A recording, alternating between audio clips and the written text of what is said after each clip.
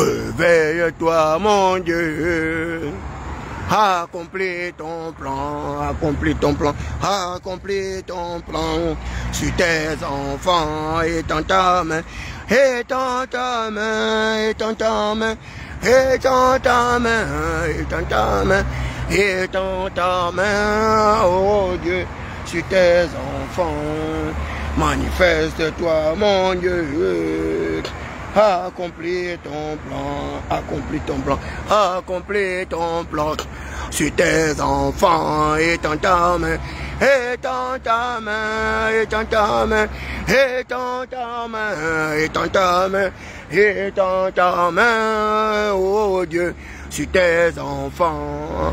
Réveille-toi, mon Dieu, accomplis ton plan, accomplis ton plan, accomplis ton plan sur tes enfants et dans ta main, et dans ta main, et dans ta main, et dans ta main, et dans ta main, et dans ta main, oh Dieu, sur tes enfants. Ce n'est pas par la force, ce n'est pas par la force et la puissance,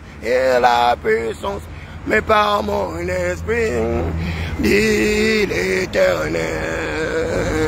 Cette montagne se déplacera par mon esprit, dit l'Éternel. Béni soit ton nom, Éternel des armées, le Dieu des malheureux, le Dieu des désespérés, le Dieu des misérables.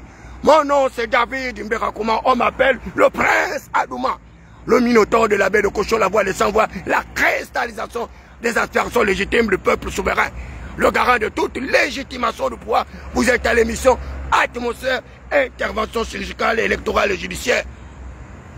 Le solide fondement de Dieu reste debout avec ces paroles qui lui servent de sceau, frappé du sceau du savoir et l'onction de la faculté, cerveau-serveur divinement électrifié. Nous sommes du côté du 5e arrondissement à la commune de Libreville et vous êtes sur les ondes de Radio Moscou de Bomengon, candidat à la mort, matricule 212. Moi je suis Thierry Sam David Mberakouma, matricule 213. Éternel des armées, nous te louons, nous te rendons grâce, nous magnifions ton Saint-Nom, ta sainteté, ta miséricorde. Tu es l'Éternel qui m'a donné des facultés intelligibles. C'est pourquoi, Seigneur, à travers cette émission, je voudrais que tu puisses toucher mes mouvements musculaires, toucher mon cerveau, toucher ma sensation de peau, ma vision, toucher mon discours, mon audition, mon cervelet, mon objectif et mon bulbe rachidien. Mon bulbe rachidien. Éternel, tu n'as pas changé. Toi, le Dieu de toute prodigalité. Toi, le véritable médecin des médecins. On t'appelle Jéhovah Rapha. On t'appelle le plus grand chirurgien. Par le mystère de l'opération chirurgicale. Tu as dit dans ta parole que tu es l'Éternel et que tu opères toutes choses selon le conseil de ta volonté. Viens, Éternel des armées. Dans Proverbe 22:12, la Bible dit, les yeux de l'Éternel protègent le savoir. Les yeux de l'Éternel protègent le savoir. Éternel des armées, viens impacter mon muscle ciliaire, viens impacter ma lentille, ma cornée, mon iris, mon fluide à queue, mon ligament, mon rod et cône, ma rétine, mon nerf optique, ma cryostique, mon sclérotique.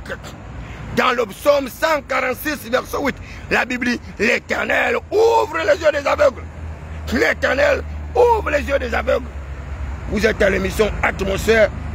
Je suis David Mberakouma, le prince Adouma, la voix des sans-voix. Je suis là pour vous éclairer.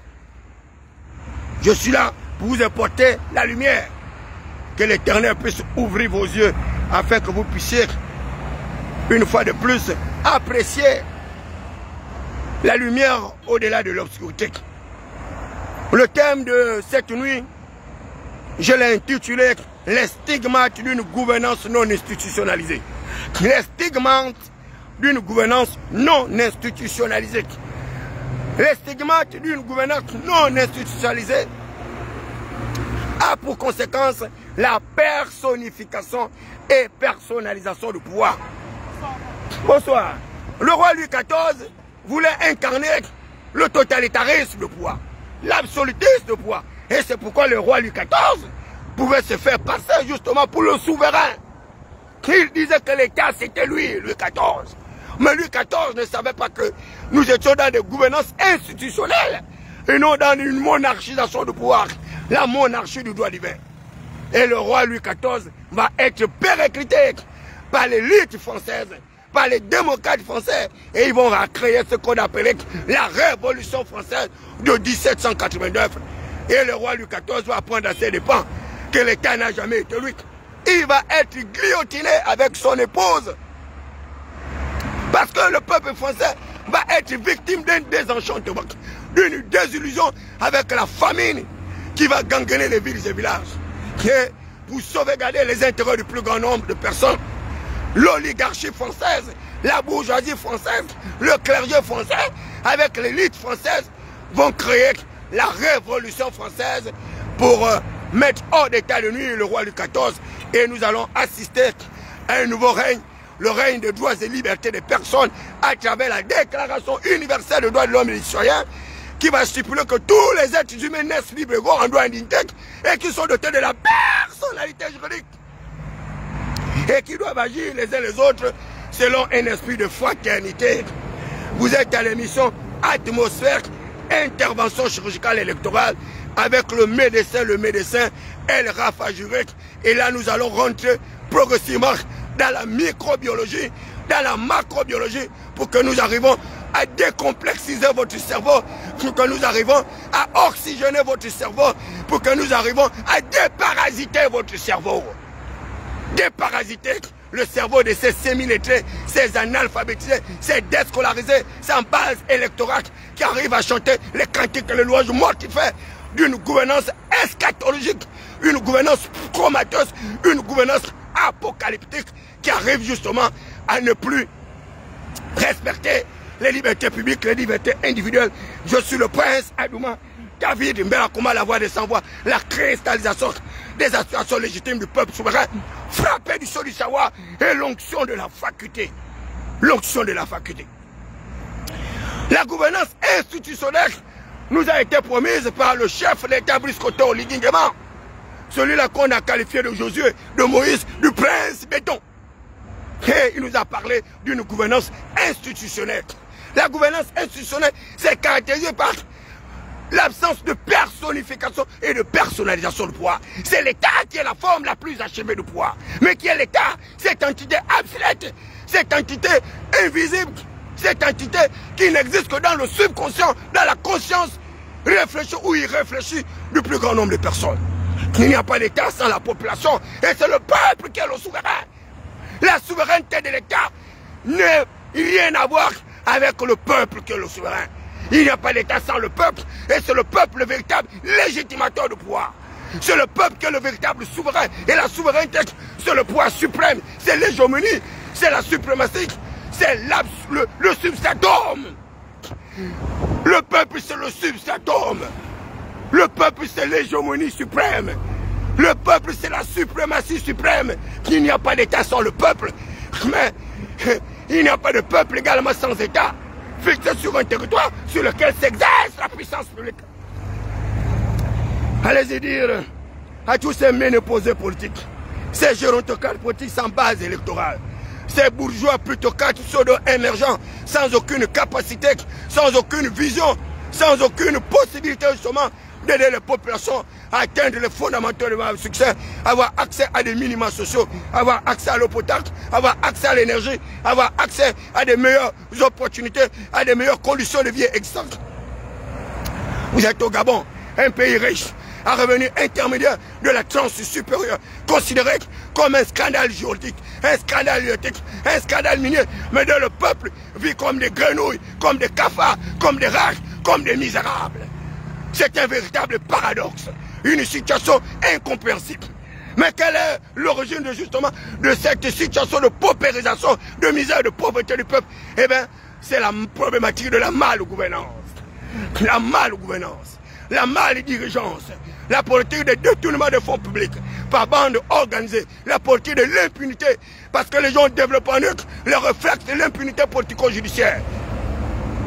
Et ils se sont fait passer pour l'État, alors que l'État n'est pas eux. L'État n'est pas eux. ils se sont fait passer pour des justiciers de l'État. L'État n'est pas eux.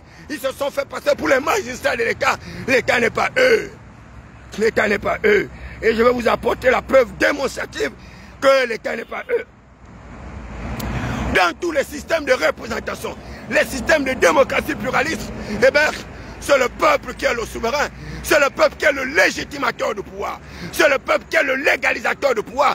Et c'est pourquoi, de par toute l'humanité, il y a des constitutions qui ont été mises en place pour arriver à un encadrement du pouvoir. L'encadrement du pouvoir. Les forces et les défenses et les sécurités garantissent les régimes librement consentis par le peuple souverain. C'est la démocratie pluraliste. Les forces de défense ont été cadenisées, ont été encadrées à travers les normes juridiques, à travers le droit objectif, droit source, la loi, la coutume et la jurisprudence. Les forces de défense et de sécurité garantissent les régimes librement consentis par le peuple souverain. Et c'est pourquoi, de par toutes les constitutions du monde, eh bien, les coups d'État militaires ne sont pas autorisés. Quel que soit l'expression qu'on puisse utiliser, un coup de liberté, un coup d'État militaire ou constitutionnel et autres, eh bien, cette prise de poids par des voies non démocratiques n'est pas autorisée dans l'espace mondial. Et c'est pourquoi tout ce qui arrive à opérer des coups d'État constitutionnels, les coups d'État militaires ou autres, arrive à une suspension de l'ordre constitutionnel. Et c'est pourquoi tous ceux-là qui arrivent à prendre le pouvoir par la force arrivent à suspendre les constitutions.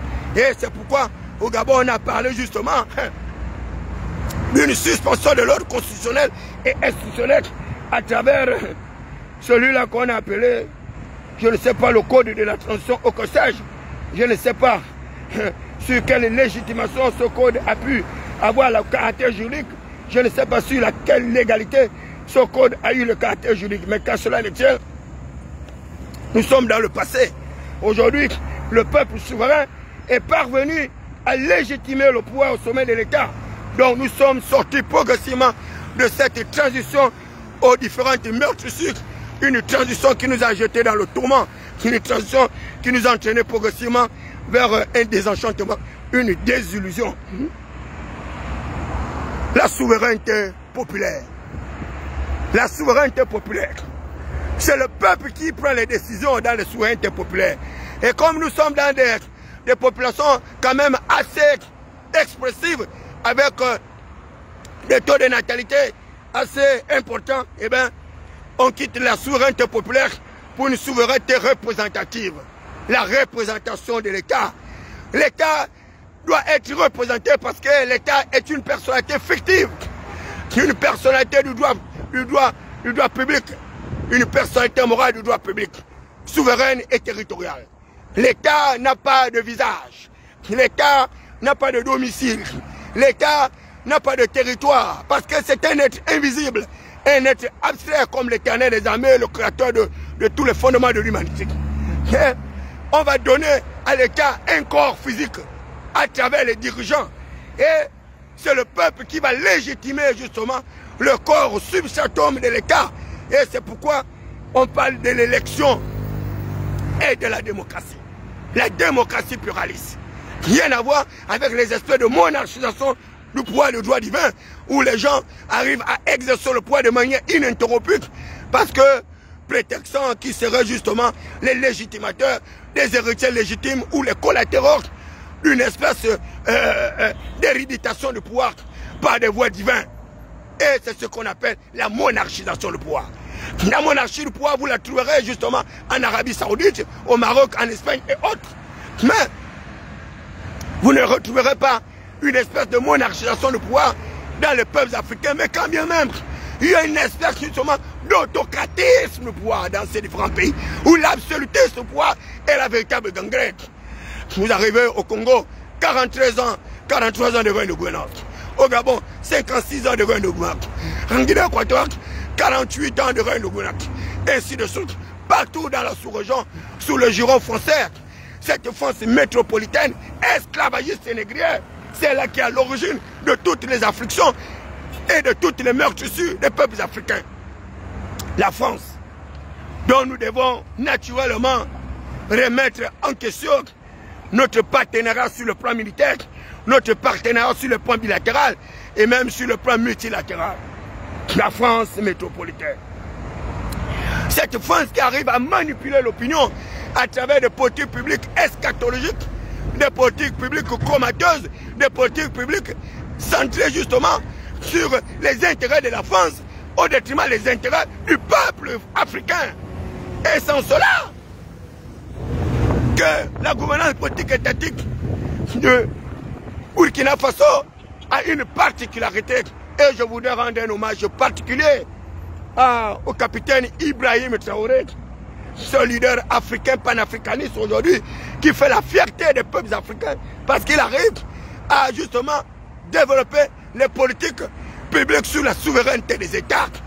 La souveraineté des États. Il arrive également à développer des politiques sur l'impact de notre système colonial, l'impact justement de notre système monétaire.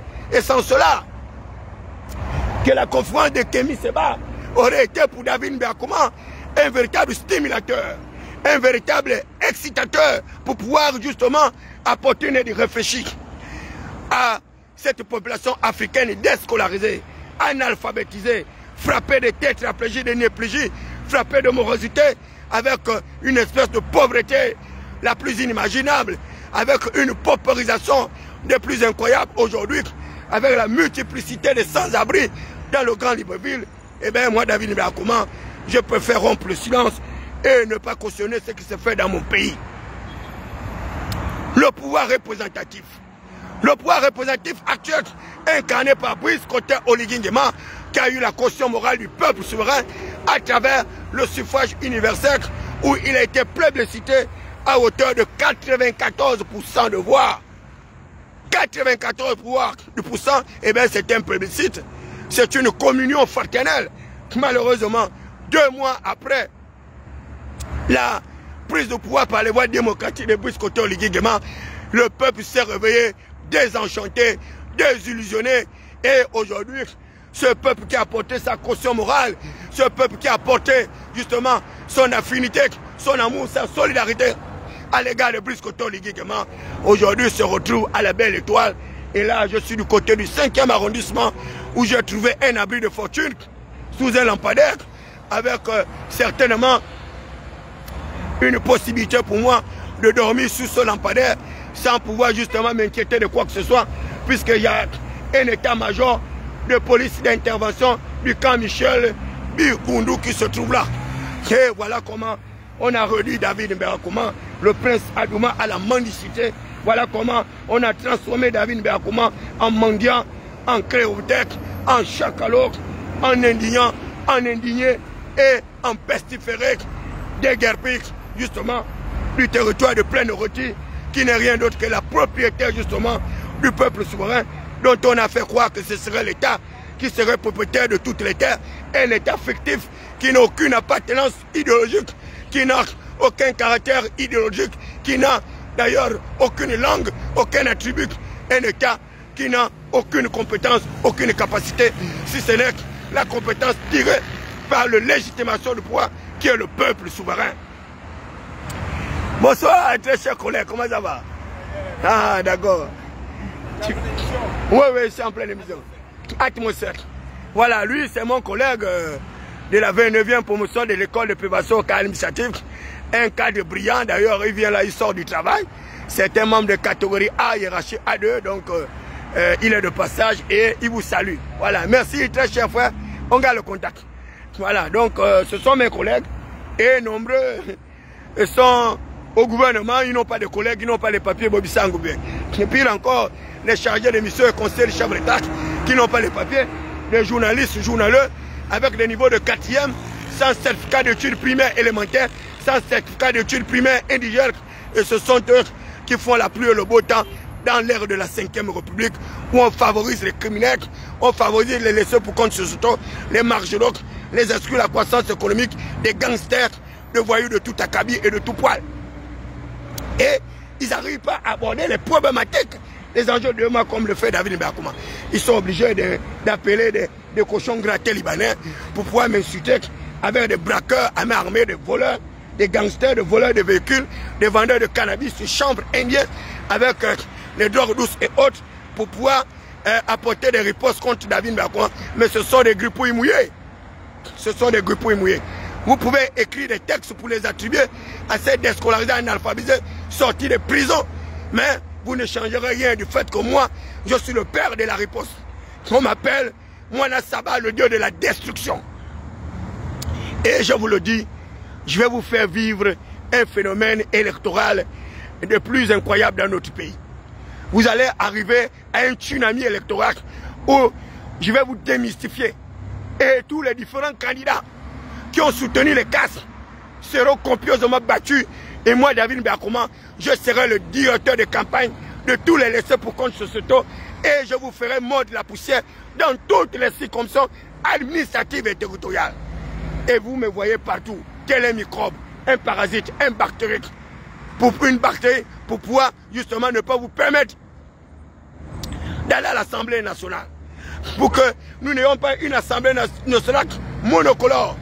Cette Assemblée nationale sera multicolore parce qu'elle sera à l'image des déguerpis, à l'image des désespérés, à l'image de tous ceux-là qui veulent se battre pour une démocratie pluraliste, une démocratie qui exempte le totalitarisme et l'absolutisme du pouvoir. Mon père ecclésiaste dans ses réflexions disait qu'il avait vu comme une espèce d'injustice de la part de celui qui gouvernait. Que la folie occupait le lieu très élevé. Et pendant que les esclaves étaient sur les chevaux, les rois marchaient par terre. Et par conséquent, tous les fondements de la terre étaient renversés. Et il posait la question de savoir que feront les justes si les fondements de la terre étaient renversés.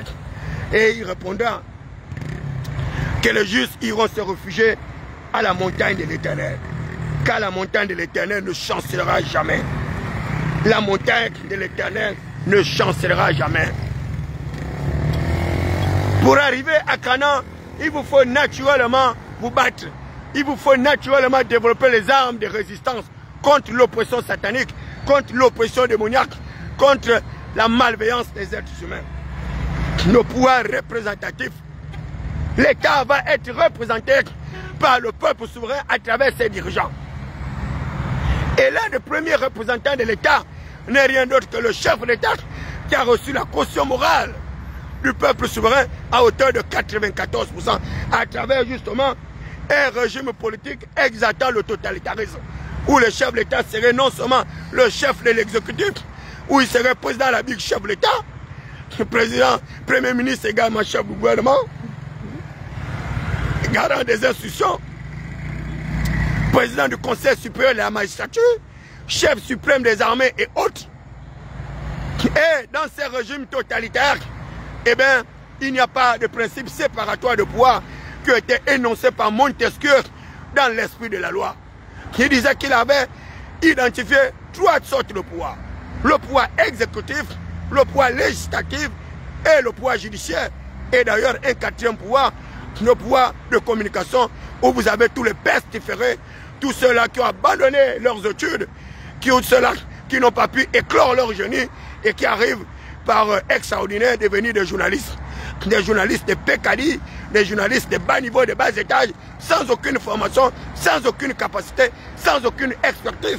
Et c'est pourquoi nous nous retrouvons dans un pays où il n'y a pas une véritable exaltation d'une démocratie pluraliste.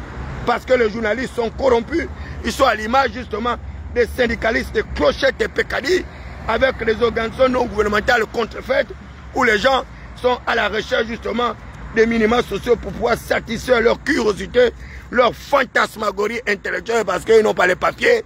Bobby Sango vivait, et c'est pourquoi ils sont jaloux de la gloire de David Bakoma. Ils sont jaloux de mon cerveau, ils sont jaloux de mes neurones qui se multiplient chaque jour. Ils sont jaloux de mes capacités de riposte, ils sont jaloux de ma capacité de résistance, ils sont jaloux du prince Adouma que je suis. Le prince Adouma. Et le pouvoir représentatif doit incarner la volonté du représenté. Le chef de l'État incarne la volonté du représenté. Et le représenté est à hauteur de 94%. Donc le chef de l'État ne peut pas exprimer sa propre volonté. Il ne peut pas exprimer sa propre vision du développement. Sa vision du développement doit être axée sur la recherche du confort, du bien-être du représenté, qui est le pouvoir suprême, qui est la souveraineté, qui est le peuple souverain. Et lorsque je vois les gens encourager le chef d'État dans ces destructions sauvages, dans ces destructions primitives de nos demeures, arriver à faire quoi? Que le chef d'État serait le détenteur exclusif du pouvoir, eh bien, c'est de la manipulation, c'est la médisance, et ces gens-là ne sont pas des véritables soutiens du chef d'État, ce sont des complotistes, ce sont des déstabilisateurs. La déstabilisation du pouvoir. Et cette déstabilisation du pouvoir passe par une espèce de désinstitutionnalisation de l'État. L'État qui aurait dû être la forme la plus achevée du pouvoir politique, c'est l'État qui devient la personnification, la personnisation, l'héritage d'une personne. Le monarque. Le monarque. Et c'est dommage et regrettable d'agir ainsi. Parce que vous n'êtes pas capable de protéger le monarque. Vous n'êtes pas capable d'apporter une aide réfléchie au monarque. Parce que vous êtes des acteurs politiques corrompus. Et c'est pourquoi vous avez corrompu la Constitution, vous avez corrompu le code électoral, vous avez corrompu vos sens, et vous avez mis du gravier à l'intérieur de vos bouches, et vous devenez inaudible. Et vous êtes jaloux de la liberté qui caractérise David Bakouma. Et cette liberté, je l'ai toujours obtenue depuis mon jeune âge. Et je continuerai à exercer cette liberté. Parce que la réalité, c'est que le vrai liberté, c'est moi, David Bakouma. La réalité, c'est que le vrai leadership, c'est moi, David Bakouma. La réalité, c'est que le vrai défenseur du peuple, c'est moi, David Bakouma. Je suis l'avocat des avocats, l'avocat des opprimés, l'avocat des désespérés, l'avocat des laissés pour compte sociétaux, les marginaux, les exclus de la croissance économique et d'un développement futuriste et factice. Un développement marketing à travers une espèce de fantasmagorie d'une vision comateuse, eschatologique et apocalyptique justement du développement. Et c'est en cela que je m'insurge que ces pratiques politiques régressives, des pratiques politiques déshumanisantes, des pratiques politiques qui ne tiennent pas compte de la réalité des aspirations du peuple souverain. Le peuple aspire au confort, il aspire au bien-être, il aspire à l'éducation, à la santé, il aspire au développement. Mais quel développement voulez-vous faire lorsqu'on arrive à favoriser une espèce de gérontocratie parasitaire, ce pouvoir des vieillards qui refusent justement d'aller en retraite? Quel développement vous allez arriver avec l'exaltation de ces féministes émergents, des gars prostitués dévergondés, aux odeurs de boniche en putréfaction, qui ne sont pas capables justement de dire la vérité au chef de l'État. Mais quel développement vous allez pouvoir avoir avec cette bourgeoisie à fleur de peau, incapable de réfléchir, incapable de mettre en place un véritable plan de développement?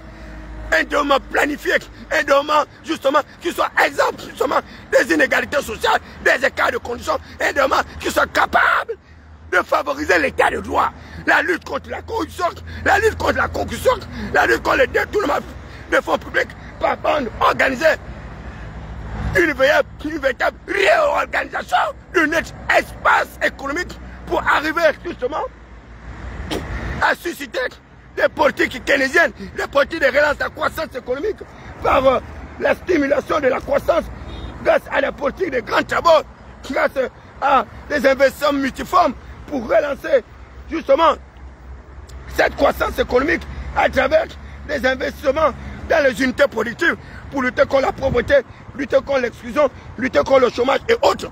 Et là, nous assistons justement au démantèlement de l'État. Le démantèlement de l'État. Par une bande d'oligarches. Une oligarchie des incapables. Une oligarchie des incapables qui occupe la scène avec les diplômes contrefaits, obtenus certainement dans des universités de fortune, à Cambridge, à Oxford, à la Sorbonne, auprès des institutions internationales de Bretton Woods, le Fonds monétaire international, la Banque mondiale, le Club de Paris, à travers des fausses politiques publiques qui ne sont pas capables justement d'arriver à l'amélioration de nos indicateurs macroéconomiques, arriver justement à l'amélioration des conditions de vie et existence des populations, l'accès à l'eau potable, l'accès à l'énergie Et vous les voyez à travers des projets futuristes où ils arrivent à dire que le manganèse ne sera plus exploité à l'horizon 2029. Et ces gens-là ne vivent que dans des illusions, qui ne vivent que dans des rêves, qui ne vivent que dans une espèce de fantasmagorique, une espèce de supercherie électorale. Nous sommes en 2025 et ils sont déjà sur la planète Mars en 2029. Donc ils ne sont pas capables de régler les petits problèmes auxquels les Gabonais sont confrontés. Ils sont déjà dans l'espace. L'espace intrasidéral, l'espace extrasidéral. Ils sont déjà à Mars, ils sont déjà à Saturne, ils sont déjà à Jupiter, ils sont déjà à l'Orient, ils sont déjà à l'Occident. Voilà comment ils arrivent à avoir une vision planifiée du développement. Ce sont des incapables, ce sont des inaptes, ce sont des inaptes, ce sont des incapables. Et ils sont nombreux comme ça, au sein de l'architecture gouvernementale, avec des diplômes contrefaits, avec des doctorats obtenus sur Facebook, avec des doctorats obtenus par des voies louvoyées. Et ces gens-là n'ont vécu que par des raccourcis. Ils arrivent à prendre des ascenseurs, ils arrivent à prendre des hélicoptères, ils arrivent à prendre des supersoniques, ils arrivent à prendre des portes d'avion, pendant que la classe laborieuse arrive à prendre justement les escaliers. Et pendant que nous, les fils des prolétaires, des quartiers sous-intégrés, des fils de prolétaires, des quartiers malfamés, des désespérés, des déguerpis, nous arrivons à prendre la Moïse pour aller à Canaan. La marche vers Canaan. La marche vers Canaan. On t'appelle Moïse. On t'appelle Moïse. Toi qui as tenté de sortir le peuple hébreu de la captivité. On t'appelle Moïse.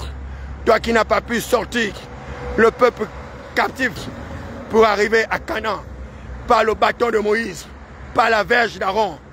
Toi qui as transféré le pouvoir à Aaron pour pouvoir sortir nos ancêtres justement d'une situation de pauvreté et de prévarication pour que nous allions à Canaan. Nous sommes des Jésuites, nous sommes des Gabonais et nous sommes sur notre territoire, nous sommes sur notre espace géographique. C'est un privilège d'être Gabonais et la terre nous appartient. Il n'y a pas de souverain sans le peuple gabonais. C'est nous qui sommes le souverain. L'État n'a aucune souveraineté. L'État n'a aucun pouvoir. Parce que c'est un être informel, un être invisible. Et nous, le peuple gabonais, nous sommes des êtres physiques. Et nous sommes des êtres visibles. Donc il n'y a pas de souveraineté sans le peuple. C'est nous qui sommes les souverains. Et c'est nous qui sommes les légitimateurs du pouvoir.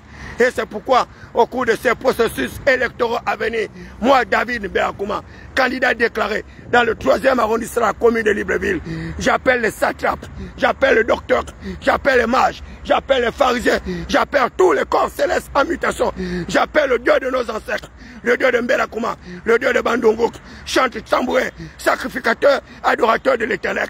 Que l'Éternel des armées vienne sauver tous ces désespérés. Que l'Éternel des armées vienne se souvenir de tous ceux qui ont été abandonnés, toutes ces femmes, tous ces enfants, tous ces vieillards qui ont perdu leur emploi, qui ont perdu leur maison, qui ont perdu leur honneur, leur dignité. Et je vous le dis, que la bataille ne fait que commencer. N'ayez plus peur. Vous avez tout perdu. N'ayez plus peur. L'Éternel des armées, le Dieu créateur de ce monde, le Dieu créateur du Gabon, ne vous abandonnera jamais. Si vous avez perdu votre emploi, vous avez perdu votre maison, mais vous n'avez pas tout perdu. Il vous reste la foi. La foi, c'est une ferme assurance des choses qu'on espère et une démonstration des choses à venir. Que vous le voulez ou pas, l'alternance démocratique sera le véritable enjeu majeur du peuple gabonais. Et nous allons leur apporter la preuve matériel au cours de ces processus électoraux à venir, au cours justement de renouvellement de notre chambre bicamérale, que c'est le peuple qui est le souverain. Et c'est pourquoi je vous demande de vous déconnecter de leur page Facebook, ces pages qui n'arrivent pas à vous instruire, ces pages qui n'arrivent pas à vous éduquer. Connectez-vous sur la page de David Béakouma, la voix des sans-voix, et je vous apporterai des mécanismes. Je vous parlerai justement de ce que c'est que le pouvoir représentatif, de ce que c'est que la volonté populaire. Je vous parlerai de l'élection et du mandat impératif. Je vous parlerai de la quête du pouvoir, la recherche du confort et bien-être. Je vous parlerai justement de la quête des minima sociaux, l'accès à l'eau potable, l'accès à l'énergie, l'accès à la santé, l'accès à l'éducation, l'accès à des investissements productifs, l'accès au progrès technique, l'accès au développement de compétences. L'accès au développement des compétences. Le développement de compétences. Je vous parlerai également de l'évaluation des politiques publiques sectorielles. Malheureusement, nous sommes dans un système excréatoire. Un système où on exalte la médiocratie, où on exalte la médiocrité, où on fait justement le lit à des braqueurs, à des voleurs, à des gangsters, à des brigands et des véritables intellectuels. L'élite du pays est clochardisée, l'élite du pays est marginalisée et l'élite du pays devient vagabonde. Elle devient vagabonde. Et l'élite du pays ne peut plus défendre le peuple souverain. Une bande de chacalots, une bande de clochards, une bande de facochères, une bande de grenouilles, une bande de cafards. Ils arrivent à parler, moi, David Nbeakouma, le prince Adouma, le père de tous les savoirs, le père de toutes les politiques de riposte. Vous ne me connaissez pas, je suis capable de créer un tsunami électoral dans ce pays. Et vous allez voir, à partir de septembre, vous aurez une débâcle électorale. Une débâcle électorale. Ça, vous pouvez compter sur moi. Vous serez battus dans les villes et villages. Vous serez battus dans toutes les circonstances administratives et territoriales. Moi, David Nbeakouma, en tant que directeur de campagne de tous les opprimés, tous les candidats désespérés, tous les candidats sans or, sans argent, et nous allons mettre ce que j'ai appelé la troisième voie. La voie des non-alignés. N'adhérez pas à l'intérieur de leur parti politique alors qu'ils vous ont déguerpi de manière inhumaine, alors qu'ils vous ont chassé de vos domiciles, de vos maisons. N'adhérez pas à leur formation politique. Gardez votre liberté, gardez votre notoriété. Il y a la noblesse dans la pauvreté. Il y a la noblesse dans la pauvreté. Développez en vous des capacités de résistance. N'allez pas à leur pitance, n'allez pas mendier leur aumône. Parce que c'est vous qui avez le pouvoir, c'est vous qui êtes les détenteurs exclusifs du pouvoir. Et vous êtes capable de leur démontrer par des preuves certifiées, des preuves matérielles, que sans le peuple, ils ne sont rien. Ils étaient rien par le passé, ils étaient rien, et ils ne seront rien par le présent, encore rien par le futur. C'est le peuple qui est le souverain. Et ce n'est pas l'État, un être fictif, un être abstrait, sans aucune matérialité. C'est le peuple qui est le souverain. Le peuple qui est le souverain. Et demain, je ferai un exposé sur le colonialisme monétaire, sur le colonialisme doctrinal. Et sans cela, que j'aurais apprécié justement la conférence de presse de Kémy Séba, parce que nous sommes des panafricains. Et nous voulons que l'Afrique puisse retrouver ses lettres de noblesse. Que l'Afrique, dans le Conseil des Nations, puisse retrouver sa place. De continent riche, mais dont le peuple s'ouvre, parce que nous avons des dirigeants insensés. Des dirigeants qui ne comprennent pas le mécanisme d'une véritable révolution psychologique, une révolution mentale, une révolution psychique, une révolution psychologique, une révolution psychosomatique. Et c'est pourquoi ils disent, El Chico de David Nbeakouma a perdu un la cabeza, et c'est un poco psycholoco. Mais c'est tout ce qu'ils peuvent dire, que David Nbeakouma était décervelé. Vous voyez moi, David Nbeakouma, être un fou, un facochère, avec un cerveau aussi bien disposé, avec des fibres intelligibles qui arrivent à se multiplier chaque jour, et comme le sable de la mer, comme les étoiles du ciel. Je suis le père de tous les savoirs. Je suis le père de toutes les sciences. Et au commencement était le verbe était la parole était avec Dieu, et la parole était Dieu. Elle était au commencement. Et tout ce qui a été créé par la parole. La Bible dit que je te donnerai une bouche et une sagesse à laquelle aucun de tes adversaires ne pourra résister au contenu. L'âme de la résistance. L'âme de la résistance. Vous savez, l'insoumission est une faculté de l'esprit qui vous permet de ne pas vous soumettre à de fausses doctrines, à de fausses politiques publiques. L'insoumission est une forme de révolte.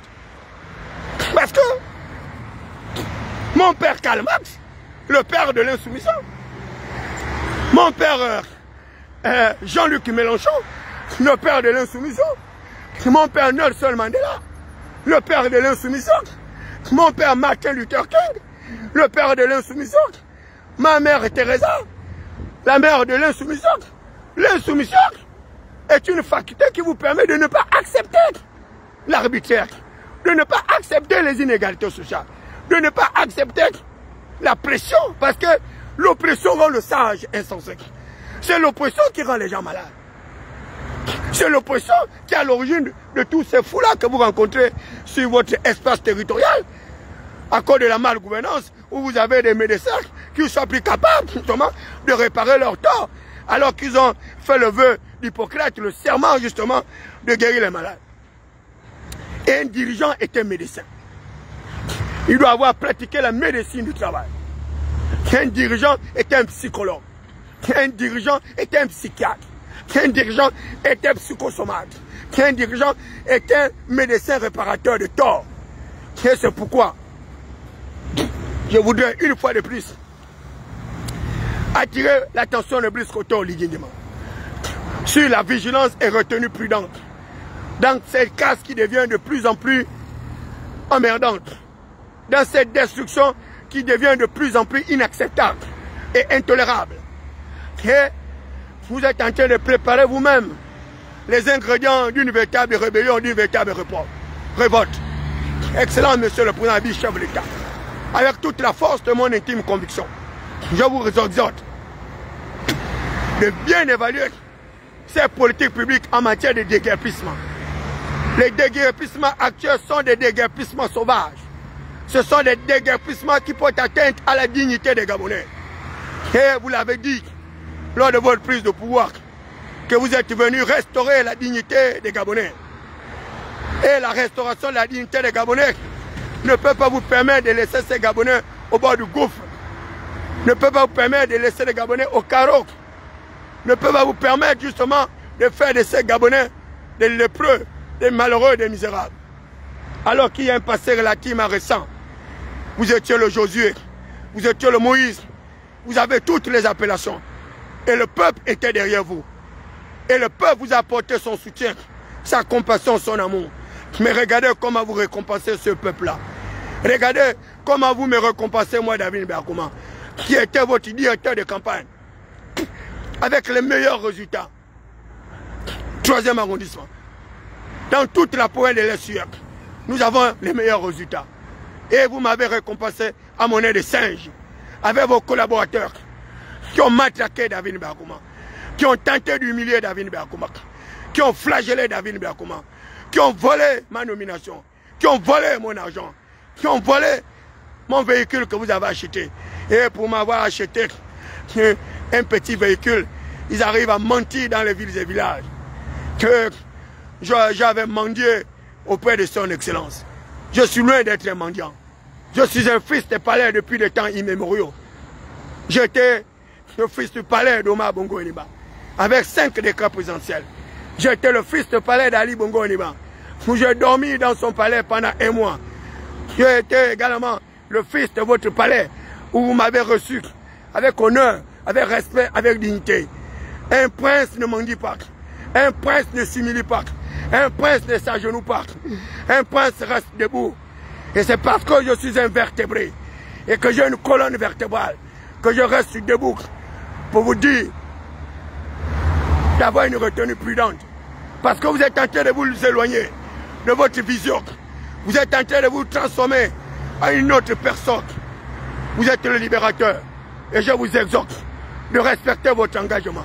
Je vous exhorte de respecter votre vision de départ, qui était celle de restaurer la dignité du peuple souverain, qui était celle d'améliorer nos indicateurs macroéconomiques, qui était celle de la lutte contre les inégalités sociales, qui était celle de la lutte contre l'impunité, la lutte contre la corruption, la lutte contre la gabégie, la lutte pour la rationalisation justement des ressources humaines, des ressources techniques, des ressources financières.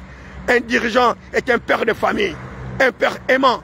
Un dirigeant est un protecteur de droit, un protecteur de liberté. C'est pourquoi j'approuve ce que disait Gabé Yalanzer, qu'on ne pleure pas. Le 12, c'était le 12. Nous ne sommes plus au 12, nous sommes au 27. Pas de mort, pas d'emprisonnement, pas de moquerie, pas de rire. Nous devons continuer la paix qui a toujours été notre caractéristique. Nous sommes ceux-là qui avaient été justement les filleuls, les héritiers légitimes et légataires de la politique de la paix initiée par le père Paul Mabe Solo, qui nous a parlé d'une démocratie conviviale, une démocratie appelée, une démocratie apaisée. Nous sommes justement les fils, les collatéraux de la politique qui avait été initiée par Maître Louis Agonjo Okawe, la paix des braves.